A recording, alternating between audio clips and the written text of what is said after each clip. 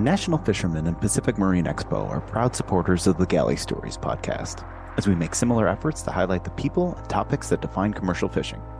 You can see what that looks like in print and online all year long, as well as every November in Seattle, when this community comes together at PME.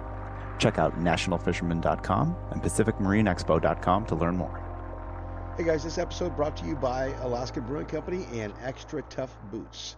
I know you guys both know who both of them are, but exciting episode is the first one released that Xtratuf has been on board with us. So welcome aboard, Xtratuf, and we will see you in, on, and around the water.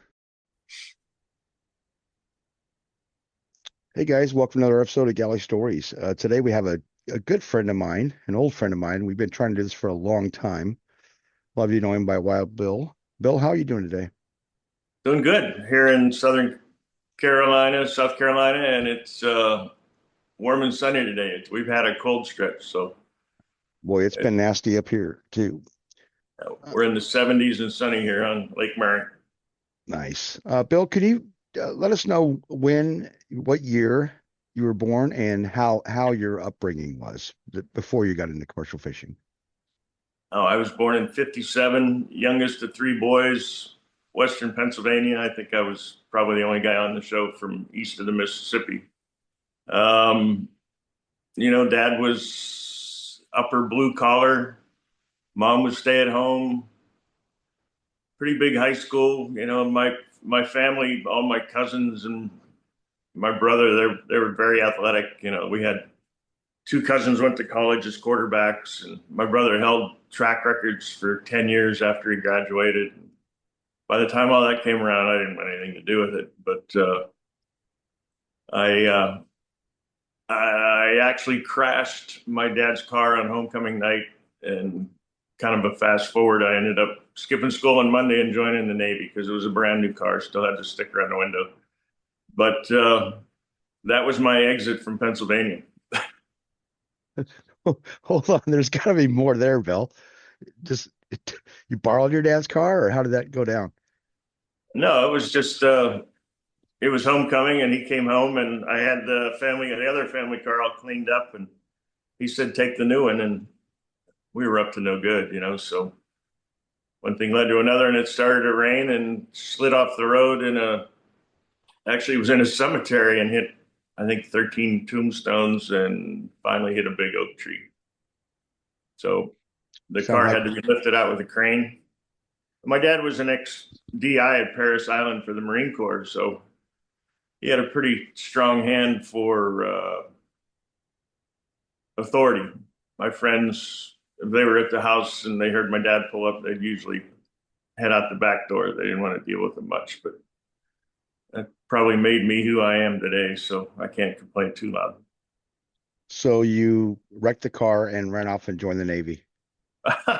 That's kind of the Cliff Note version, but yeah, I mean, we were just, we were kids. We had raised bird dogs for hunting. We did Springer Spaniels, so we hunted, we fished. When I left PA through California and Idaho, I ended up settling in Washington because it reminded me a lot of Pennsylvania. And there was a lot of outdoor activities, fishing and hunting. So, and then I guess if we want to get to it, I was playing billiards with a guy in Alki, and he had a brand new Camaro and a wad full of hundreds and whatever else, and he was kind of a clown. And I'm like, "Are you a criminal?" And he said, "No, I'm a crab fisherman." So that's how I got to be a crab fisherman. Before we get to that, though, let's talk about your Navy experience. How long did you serve? And by the way, thank you for your service. How long did you serve, and what was that like? I don't know if we really want to go into this. I ended up going to nuclear power school and shoved my division officer around. He was kind of a dimwit. He was a history major from Montana, and he stuttered. So my dad, the authority that I grew up with my dad, it took a lot for me to look up to somebody. And I guess looking back at it wasn't right, but I didn't really look up to this guy. And he was always giving me a hard time because he knew it. And one day he started shoving me, and naturally I shoved him back. And that's when people came walking around the corner, and that's what they saw was me shoving him. Nobody saw the first part. So they pulled me out of the nuclear submarine program. They said something in the order of my personality wasn't conducive to being confined spaces for extended periods of time, I think is what it said. And went to the conventional fleet. Went right from there, flew to the Philippines and did what they called a Westpac. And, we bounced around into Philippines, Taiwan, Japan, Korea, Guam. As a 19-year-old kid, it was a blast. Then we got back to Seattle and did an extended yard period there, then ended up in San Diego. And I left from San Diego and went back up to Seattle because I really liked Washington. And that's kind of from there, well, that's how we led into the playing pool with the guy heading to Alaska. What kind of boat were you on in the Navy? It was a frigate, FF-1066. FF-1066. And so that's your first experience on the water then, right? Yeah, we Western Pennsylvania landlocked lakes and streams, but as a kid, the family, and pretty much 3-4 years there annually, we'd go to Virginia Beach. And I don't know, what was I, 15, 14 when it started? And I just kind of sat on the beach after having fun and looked out at the water and said, one way or another, I'm going to live and work on the water when it comes time. So that kind of led into the fact that when things went wrong, that was my escape. I ended up enlisting. So, but I've pretty much lived on the water ever since. I went through some training in Idaho, which is obviously landlocked. But other than that, I've lived in San Diego, Florida, Washington, Alaska. And well, even here, I'm looking out my window at the Lake Murray. So I get a little nervous if I can't see water. Oh, I totally understand that. And my wife regrets that fact because our house costs a lot more being on water, Yeah. as you know. So on that, just to slow it down just a little bit, on the Navy boat, what was your first job on there? Obviously, there's editing, right? No, negative, no editing. No, I was an electrician. Being in the nuke field, they train you to be everything because if you're on a sub and something goes wrong, you have to be able to take over for the guys that maybe perished or whatever happens. So that was some of the best training I think a person could have because it gave me the ability to, when I got to the crab boats, to learn all the systems and figure out what the hell I was doing. But I was just a not just a 3-wire electrician. I was an electrician. It was Marvin Shields had a helicopter. We were made for chasing subs, ironically enough, and a lot of we had a helicopter attached. So there's a lot of lights, nav lights and everything on the deck that in salt water, you know how that goes. So stayed pretty busy with that. And honestly, I was in mid 70s, and a lot of the guys who were there above me a lot of them saw Vietnam, and it turned out to be a shoe shine and a haircut operation, which, there was a lot of people disgruntled when I was in about what it had become. It was just, I know it's all part of the game, but I was a hothead kid at the time, and it was hard for me to put up with it. So I did my job really well. And for that, I figured I should be able to get away with some stuff.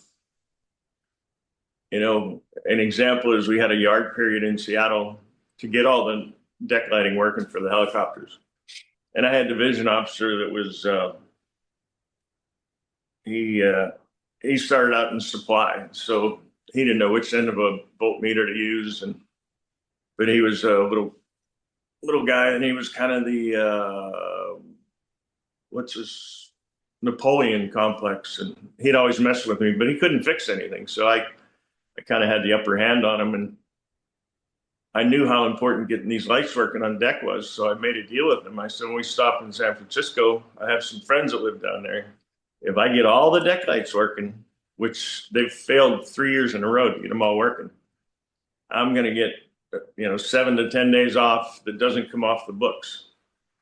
And he agreed on it. We kind of shook on it. And when the inspection came before we left, all the lights were working except for one.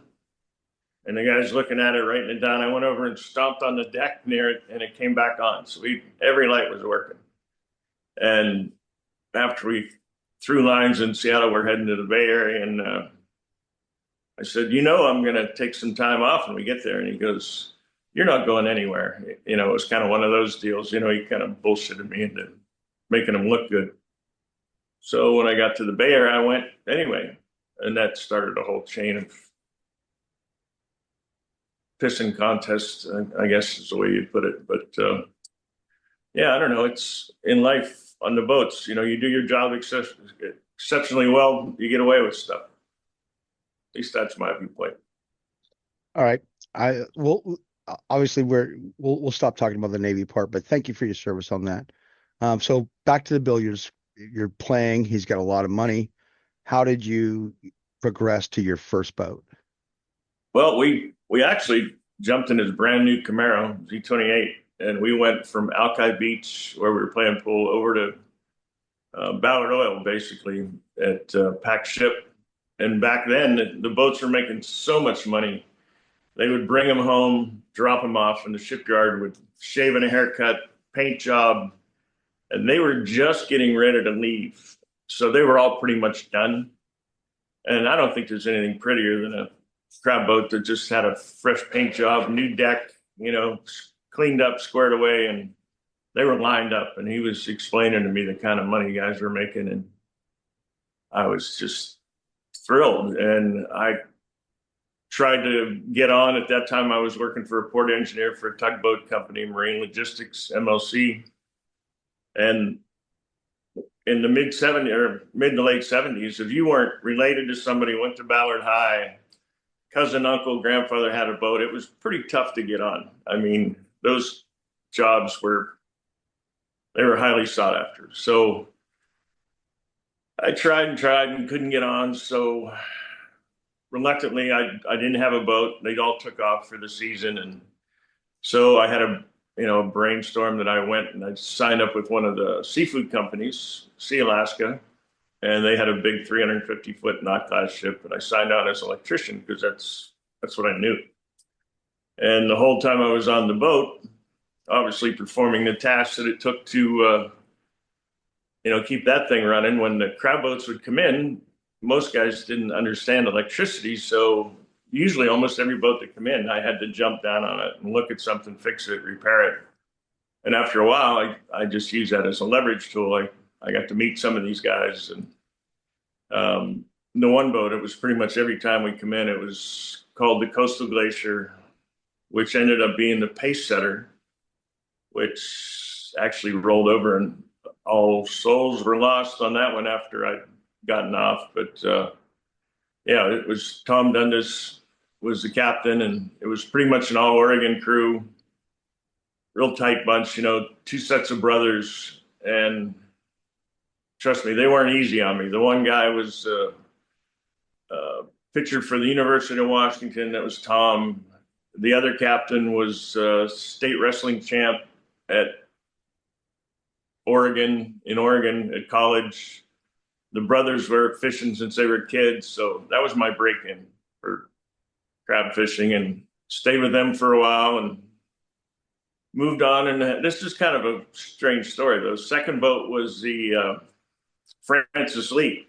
So the first one rolled over after I got off. Francis Lee, there's pretty famous footage of that anchored up outside St. Paul. They anchored up, had problems. They didn't have the proper antifreeze in the engines, is kind of what I'm thinking. Everything froze up. The weather turned, and big sheets of ice were just coming over the deck. And there's some footage of the crew. They all got rescued, but pulling them out of the water, chunks of ice coming together. It was pretty dramatic. They were all saved on that one. And so I'd gotten off that boat, and that happened. And the third boat I was on was the Francis Lee out of Kodiak. And that was a tough, hard-headed bunch out of Kodiak. And after I got off, they ran aground in Prince William Sound salmon tendering, and they went down. So it was getting to be kind of weird, 3 for 3, I get off and the boat sinks. So I don't really tell that story too often because that wouldn't make you very desirable as a crewman. And then I actually put one on the rocks at St. Paul. Had the steering ram problem, and we thought we fixed it, and it was blowing 70, 80, 90 like it does in St. Paul. And I ended up clipping the end of the reef. I was taking some fuel filters to a tugboat that was stuck out there because he didn't have any fuel filters, and steering kind of went out, got blown up on the reef, and that was called the Chivac, which we got everybody off, but they ended up sinking that one later. So yeah, I had a run for a while. What was your first job though on the crab boat? Well, I started out as engineer, so I've never been half share. Even before I got on the boat, I had that drive, physical, mental, and I was engineer deckhand, obviously, and they wanted to put me on the stack, new guy on the stack, and I said, no, I'm not going up there. We have a problem. Somebody, I need to be down here to hit the engine and fix it or whatever. So most guys, green guy will start out doing bait on the stack. I did do bait for a while, but then kind of convinced everybody that we were going to split that up and share it, because bait sucks. So I don't know. I took the job by the horns from the very first boat I was on. So I didn't really play the greenhorn that much. All right. So how did your progression go? How did you move to the wheelhouse? Well, I guess there's one more story here that when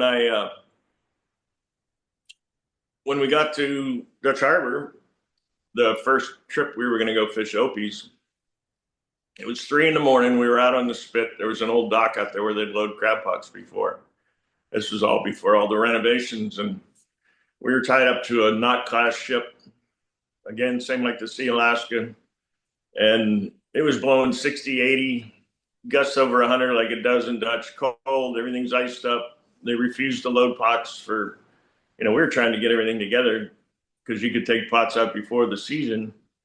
And the captain said, go see if those guys are out on the dock, see if they unload pots yet.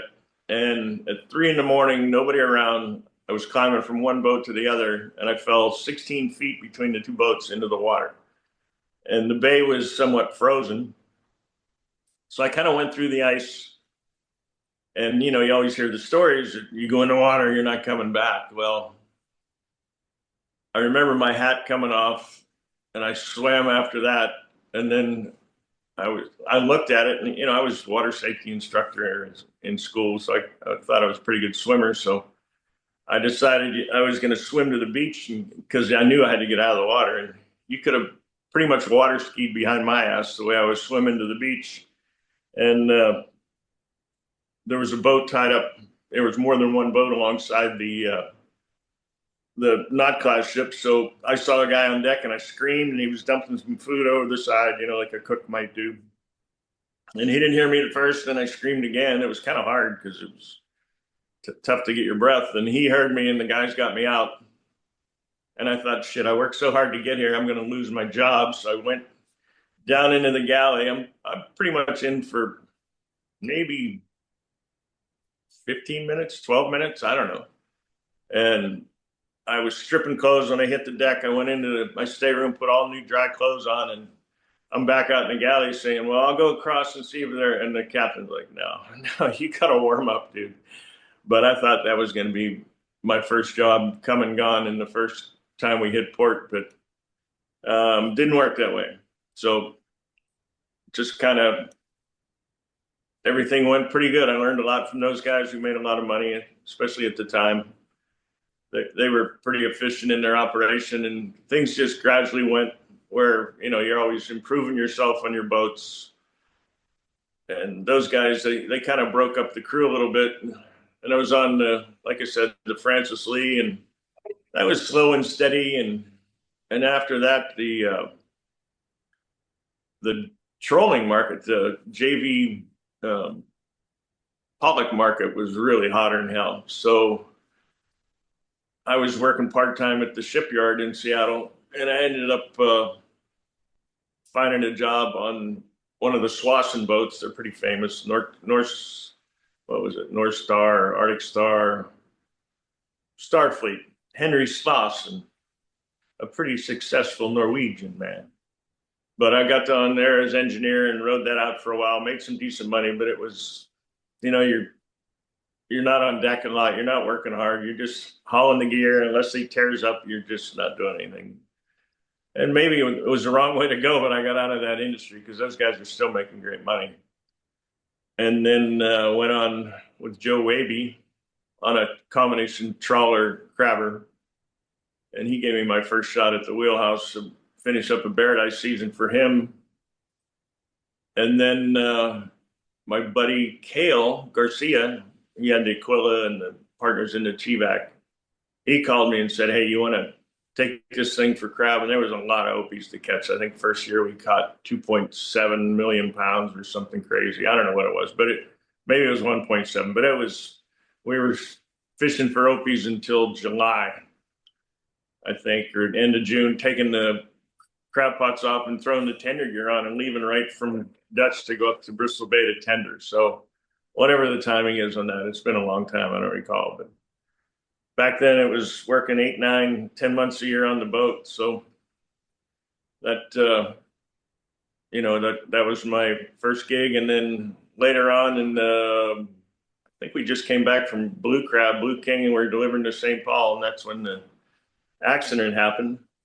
And after that, I thought, oh, hell, I'm never getting another job. We get home and I got a call from the Hoyker brothers. Hold on. Let's go back to the accident. What about it? Well, tell us about it. What happened?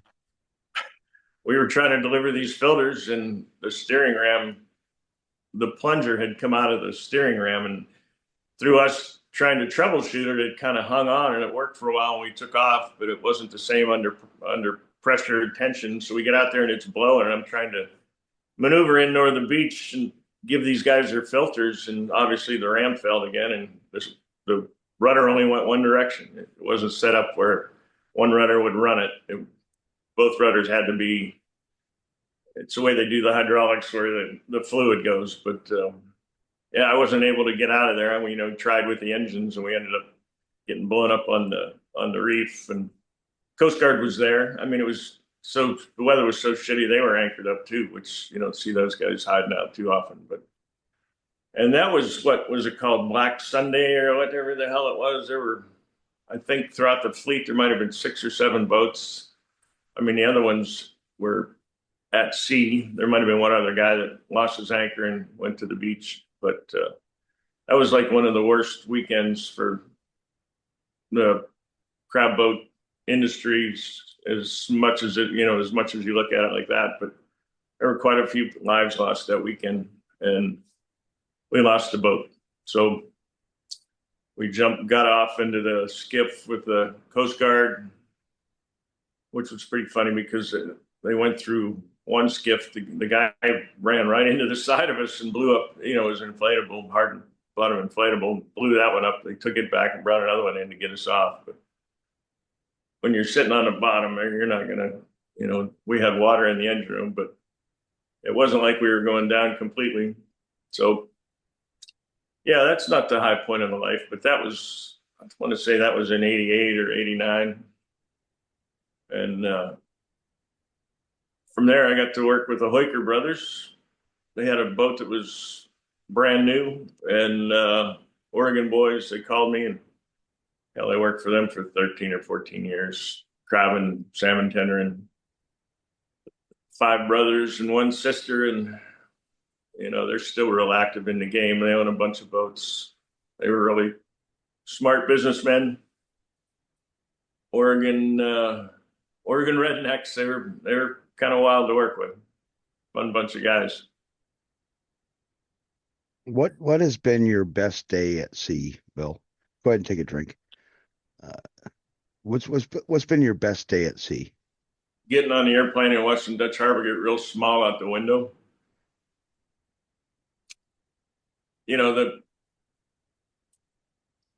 I've done this for that's a lot of years, 40 some years. And, my first king crab fishery was a blue crab, St. Matthews.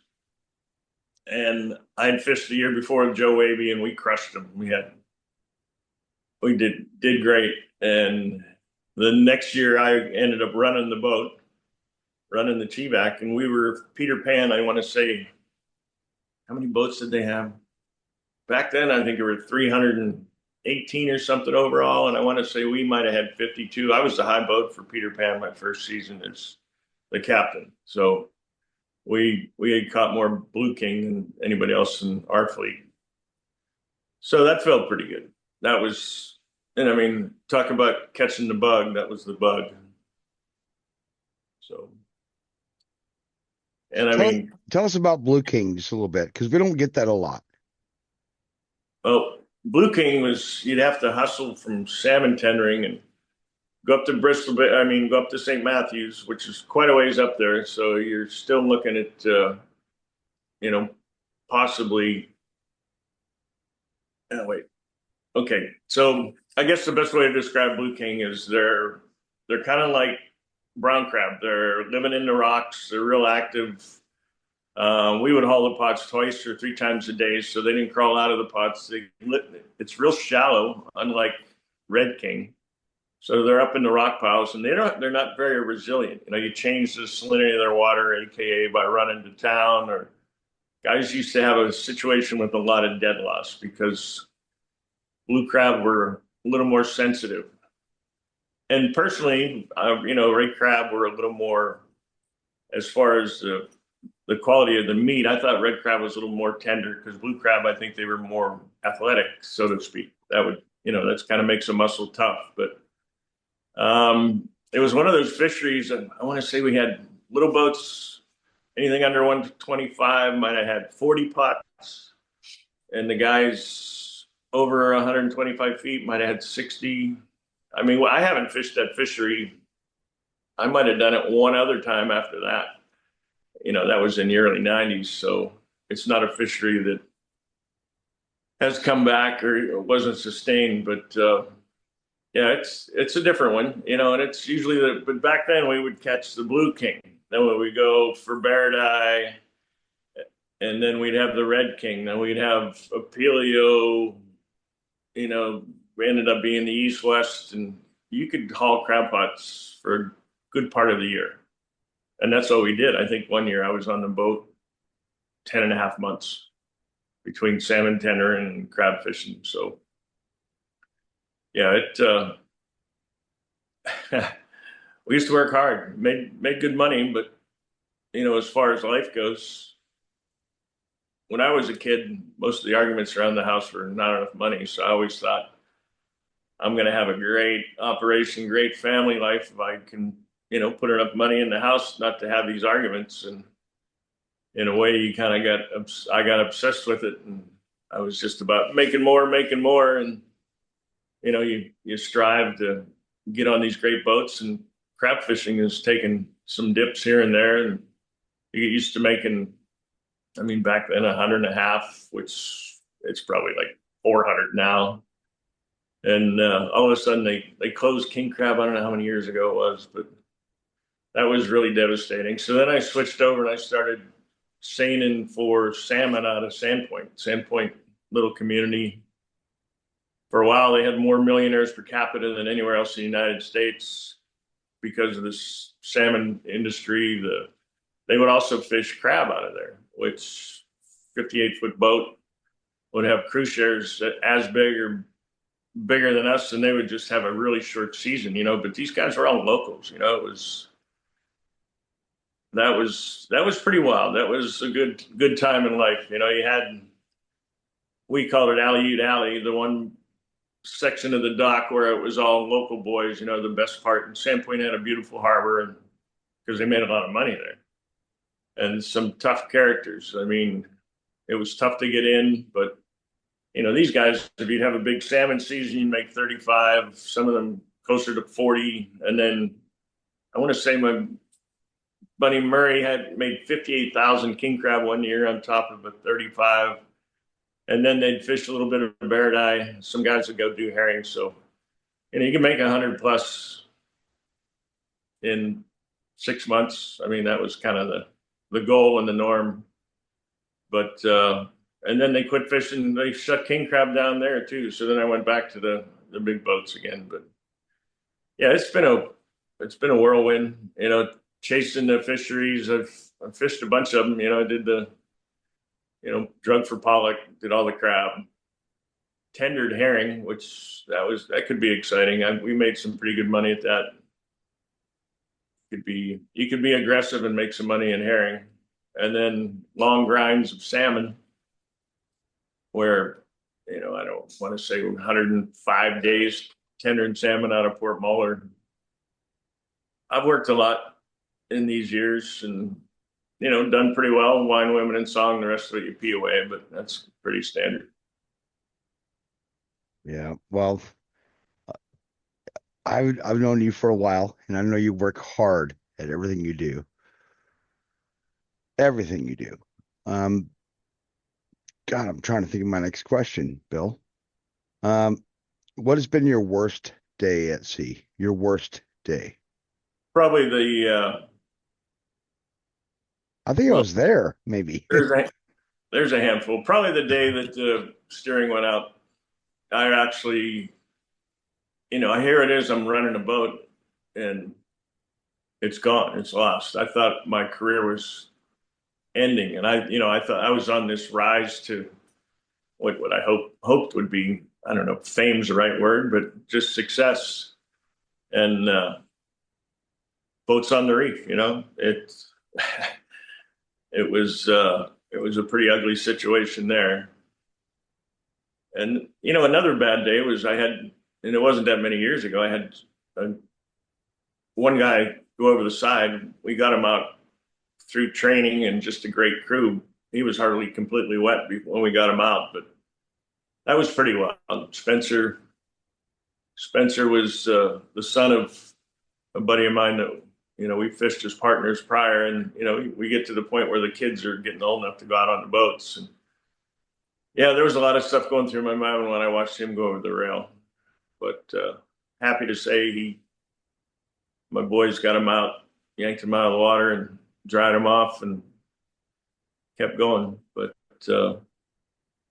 yeah, I mean, you don't ever want to lose anybody. I'm fortunate enough that I never had that. I've had a lot of friends that ran boats, and well, there's been total losses, and everybody knows all those stories. But just the single guy going over and not getting him back, that's to not bring somebody's child or husband or the husband back home, or brother or friend.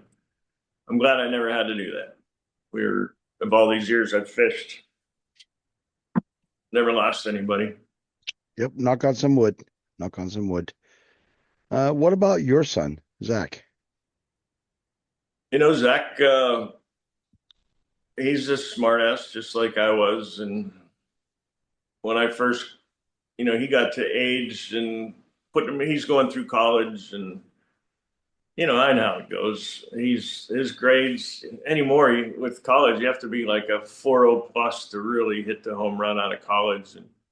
And he's moving along. He's doing okay, but he's not digging it. So I had an opportunity to bring him up, and he just, I don't know. Some people can't work with their kids, and I don't know that I could have ever worked for my father either. But I kind of ruled with the iron hand, like I was taught. And Zach grew up in Seattle, where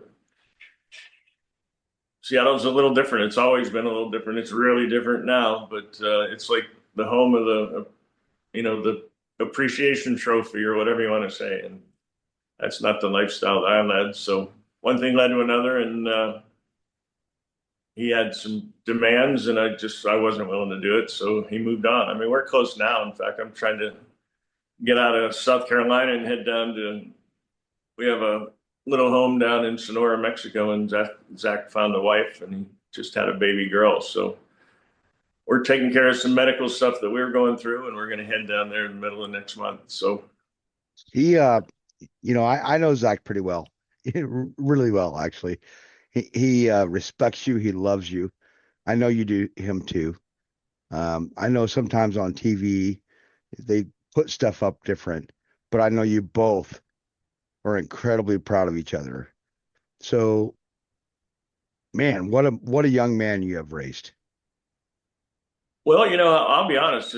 His mom started the process, and she started with the seedling, and I ended up with the young plant. And had to take it out of the pot that it was in and put it in a bigger pot and show him some more stuff. But you Somebody's know, farming. Somebody's yeah. farming down in North Carolina. Well, South Carolina, yeah, we've got stuff growing everywhere around here. It's crazy. We're making bread and drying fruit. It's been a weird circle. It's life's pretty nice down here. It's a little quieter, a little slower, but Zach's done really well. He's found a home with the Dwyers that it's a perfect spot for him. They're amazing, amazing people, and they have the same mindset. I'm happy to see him doing well. And he actually was able to skip some time and stay home with his newborn.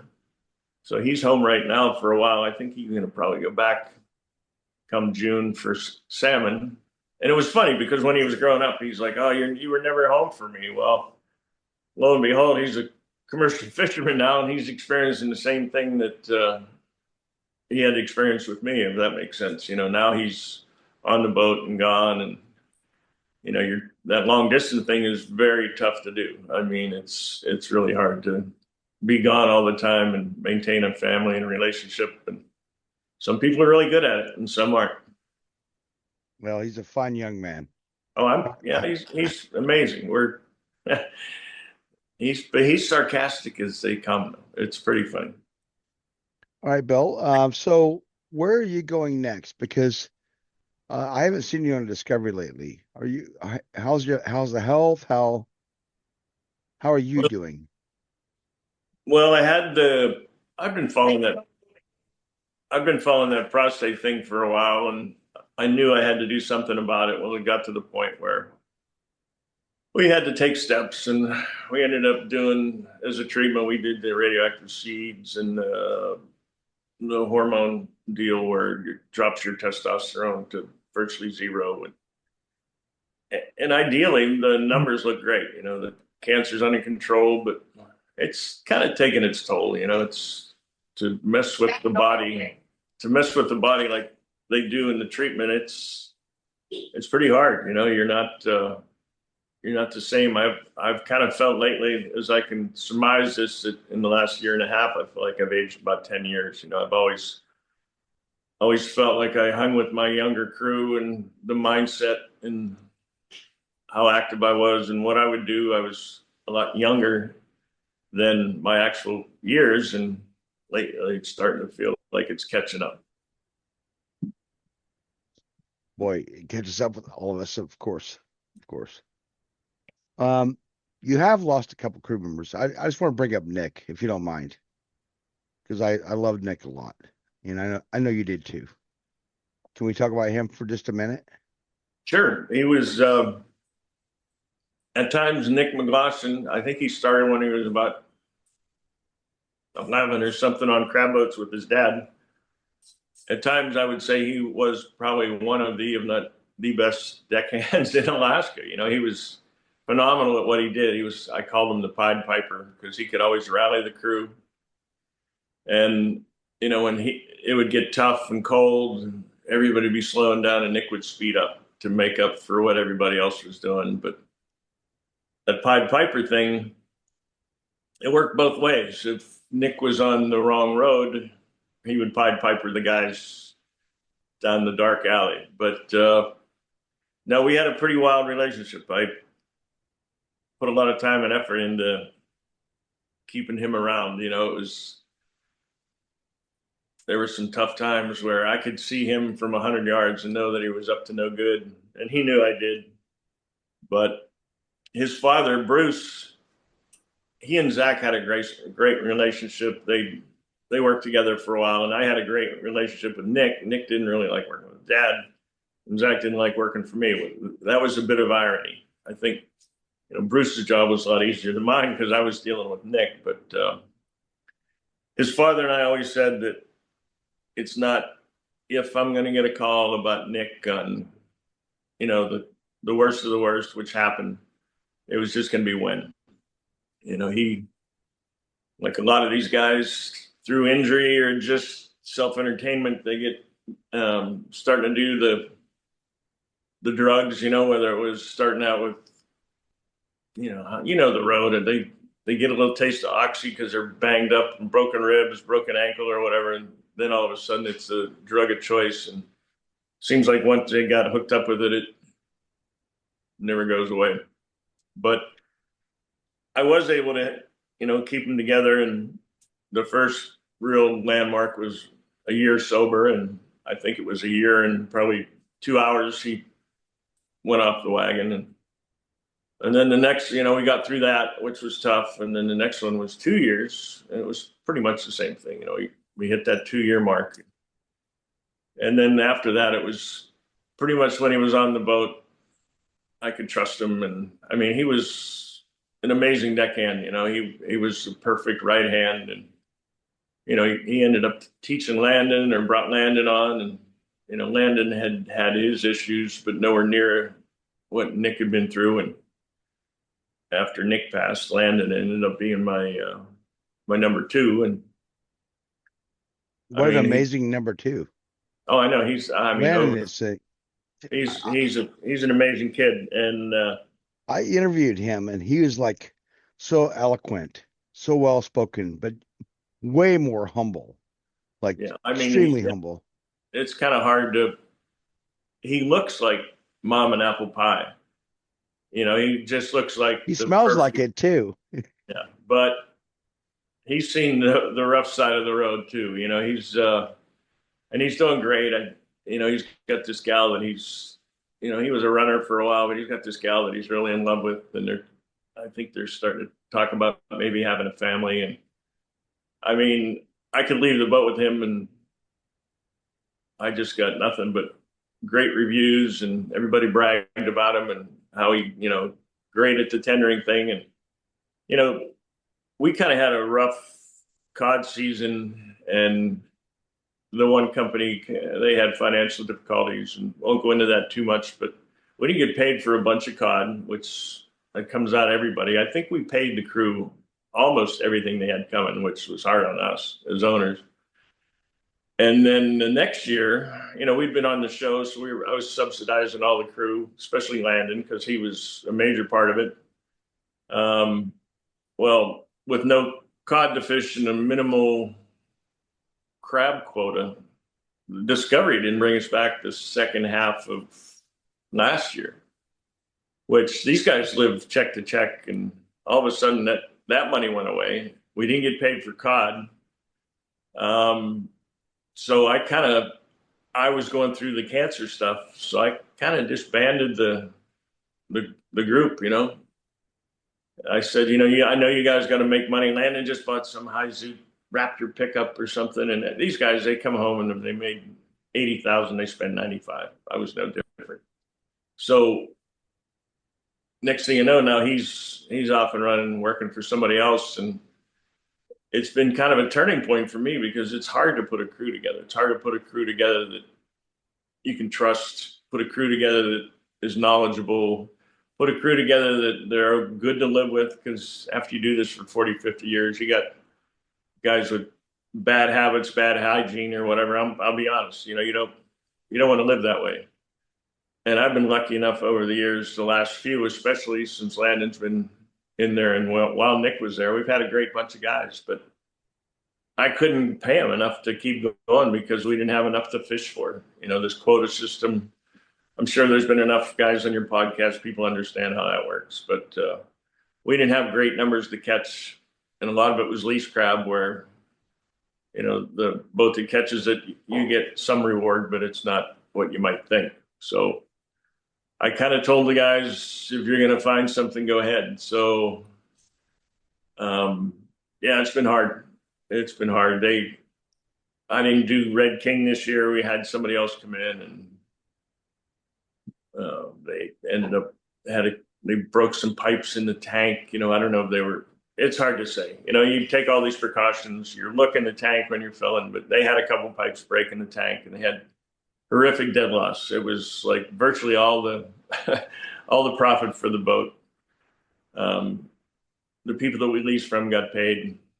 I think we paid the crew. I don't know.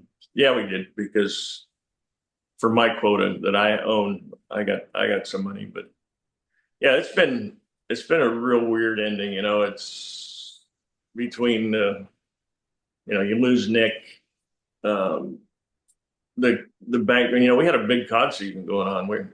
It's fast and furious, and we fish hard, we fish well, and we had a lot going in. We started late and finished early, and still we were up in the numbers. And then not getting paid. I've been there before. The Bering Trader years ago, we were catching 60 to 80 ton of codfish a day with 3 guys on deck, and we're bleeding each one. And we did that for, I want to say, 3.5 weeks. And you're fishing every day. When do you get paid for that? That was back in the 90s. They went under. So I had been through it once before. It hurts.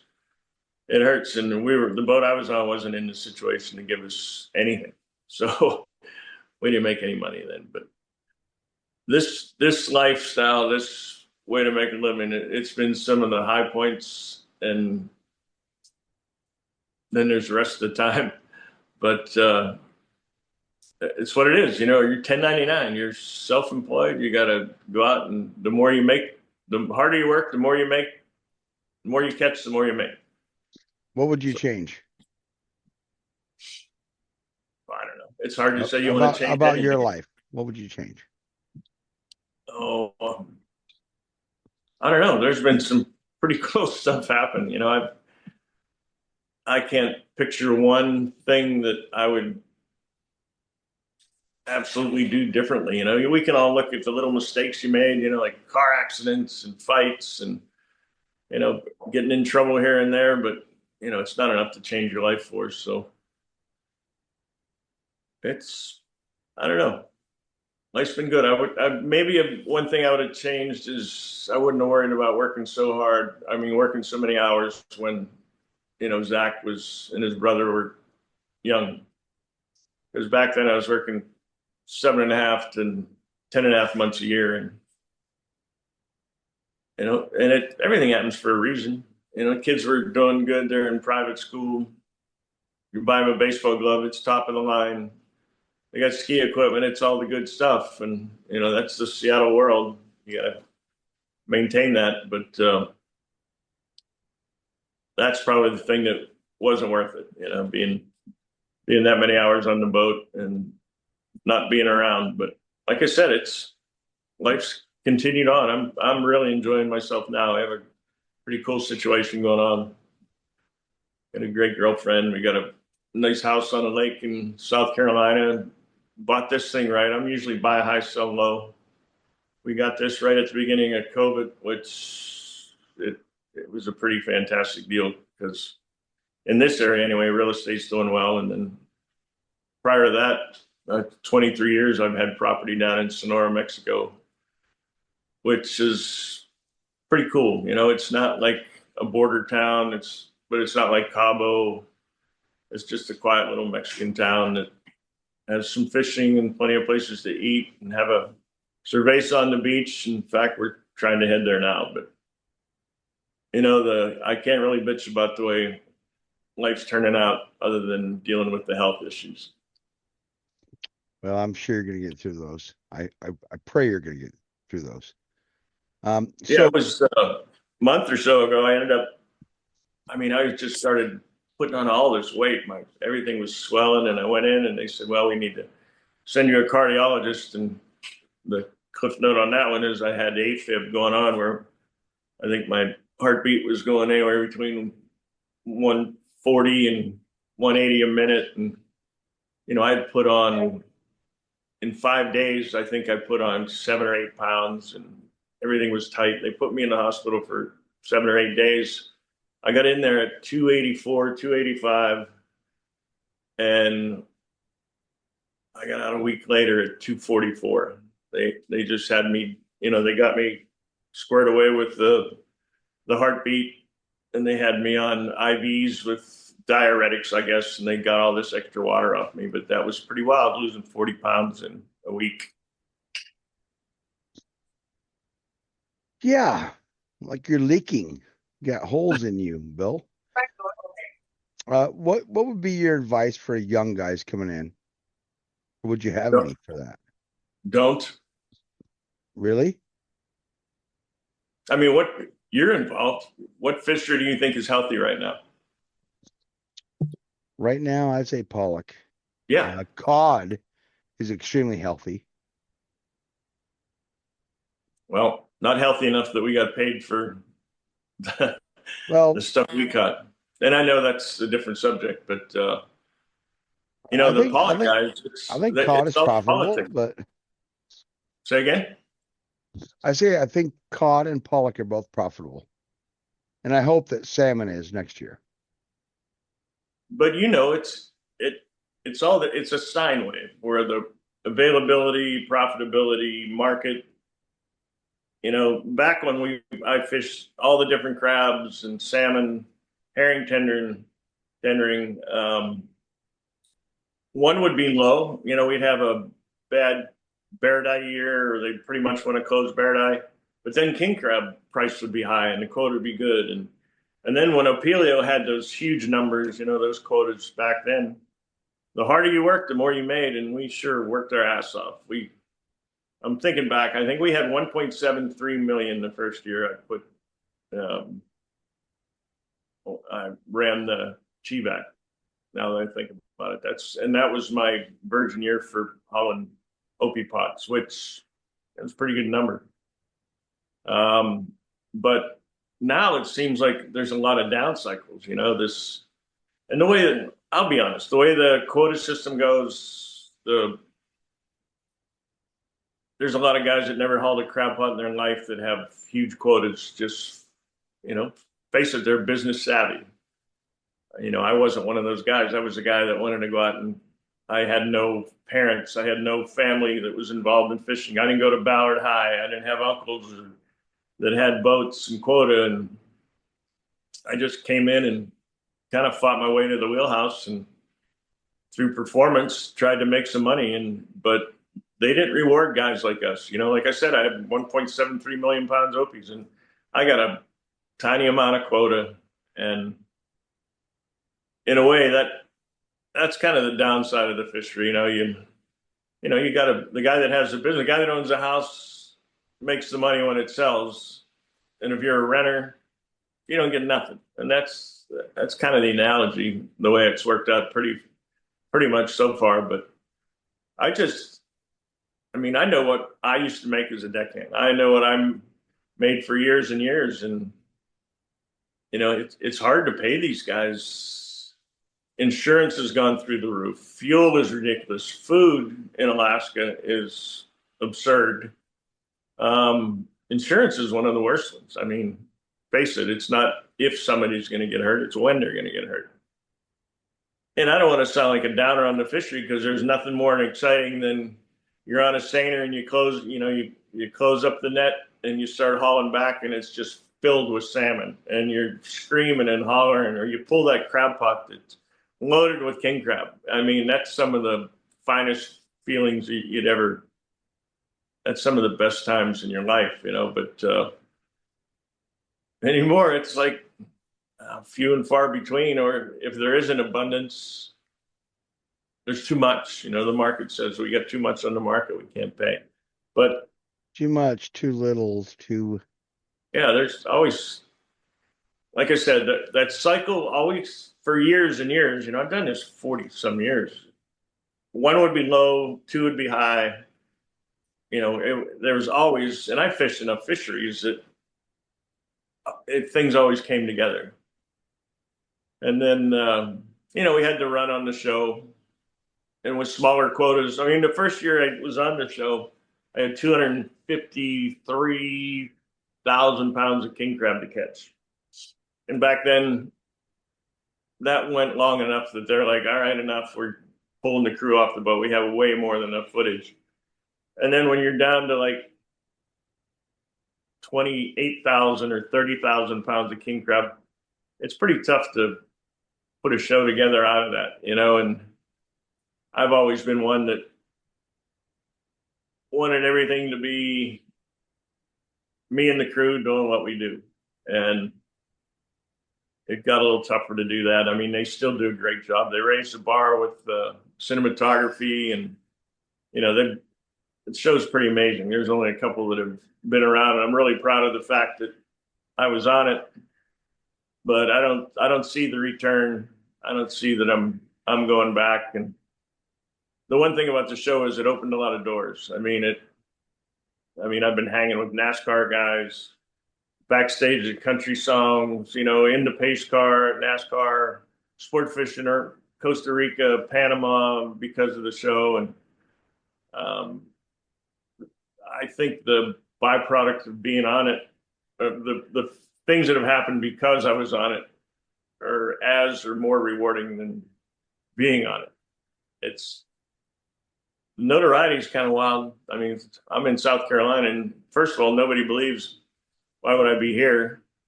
So that's probably the question I get the most. Is it you? Yeah, it was this morning. What are you doing here? I'm buying groceries. What's it look like? You try to be nice, and I am nice. You won't see too many people say that, unless some barroom situations years ago, but you won't see too many people say that I've been less than sweet when the conversation comes up in airports, in the stores, in restaurants. I go out of my way, because if it wasn't for those people, they wouldn't have had a show. But Bill, I did run into a guy, and I ran into a guy in Florida here a few months ago that introduced himself, and he said, "Do you remember me in 2018 or whatever?" I'm like, "Not really." He goes, "Well, I said something smart, and you slapped me in the face." I'm like, "Oh, yeah, no, I don't remember." Sure, it was me, but no, for the most part, the notoriety's been cool. I've gotten to do a lot of cool stuff and done some charity work from it along the way. It's nice to give back a little when you get it.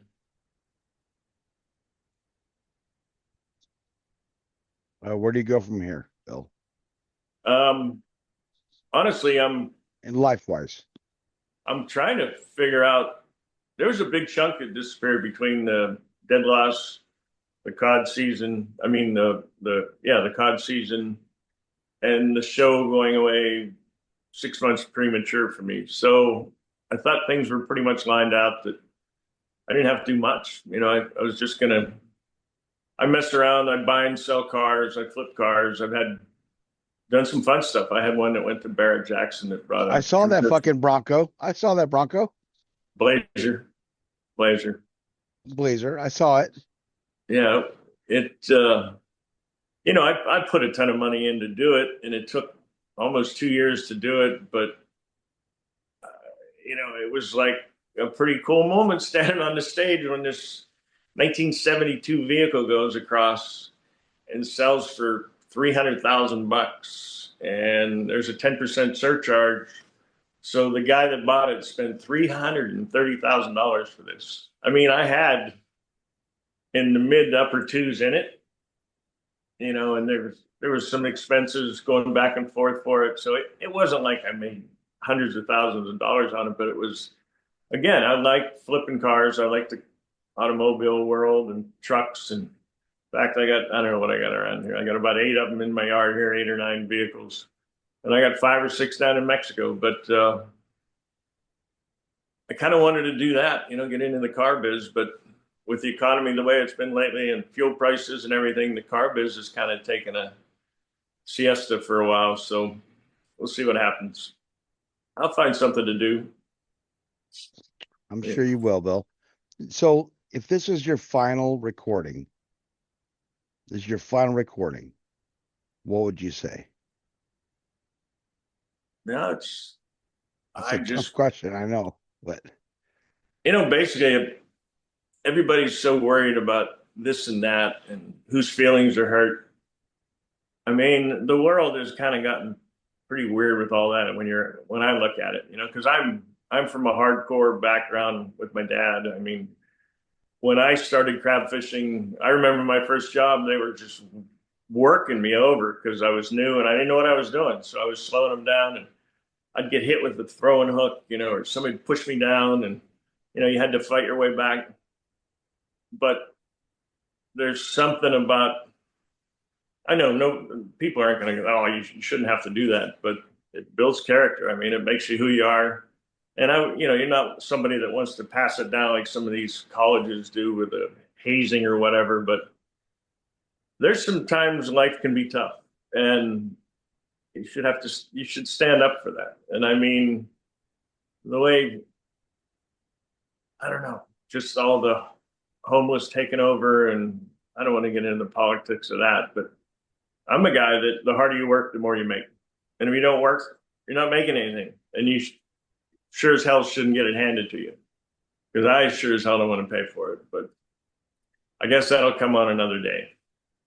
But yeah, we don't want to go into that one. But I guess my thing is just work hard, treat people well, and you'll be respected and people treat you well.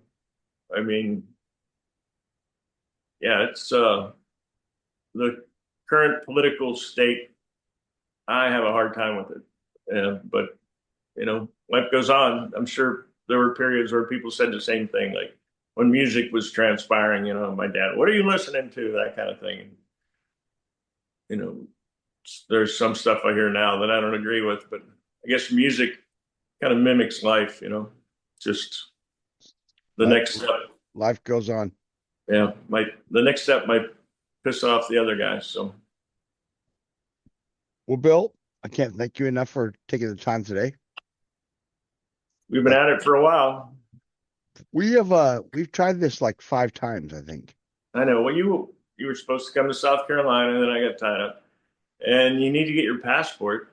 This would have been a lot more fun to do on the beach in Mexico, but boy, maybe part 2. Yeah. All right, man. I love you. Okay, take care, brother. All right. Appreciate you. Thank you guys for listening.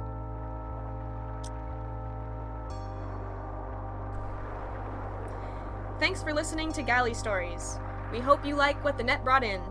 Please leave us a review on iTunes. Whether you like it or not, we're not fishing for compliments.